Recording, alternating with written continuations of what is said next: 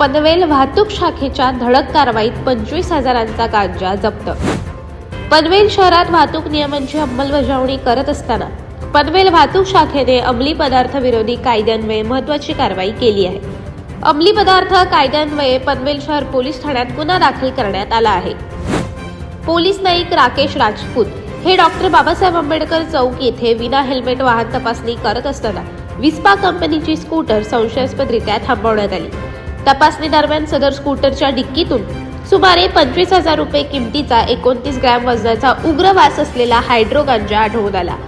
या प्रकरणी पुढील तपास पनवेल शहर पोलीस ठाण्याचे सहाय्यक पोलीस निरीक्षक प्रवीण फडतरे व सहाय्यक पोलीस निरीक्षक सुनील वाघ यांच्या मार्गदर्शनाखाली करण्यात आला। कारवाई दरम्यान एकूण सुमारे 1,50,000 रुपये किमतीचा मुद्देमाल जप्त करण्यात आला असून त्यामध्ये 29 ग्रॅम गांजा, विस्पा स्कूटर व आयफोन 14 प्रो यांचा समावेश आहे। या प्रकरणातील आरोपी केतन गिरीश मालू यास अटक करण्यात आली असून त्याला न्यायालयात विहित वेळेत हजर करण्यात येत आहे। पनवेल शहरात अंमली पदार्थांवर आळा घालण्यासाठी पोलीस प्रशासनाकडून अशाच धडक कारवाया पुढेही सुरूच राहणार असल्याचे संकेत देण्यात आले आहेत। अशाच अनेक घटना आणि बातम्या जाणून घेण्यासाठी सबस्क्राईब करा आमचे YouTube चॅनल केवी न्यूज आणि इन्स्टा पेज कृषीवल न्यूजला फॉलो करा।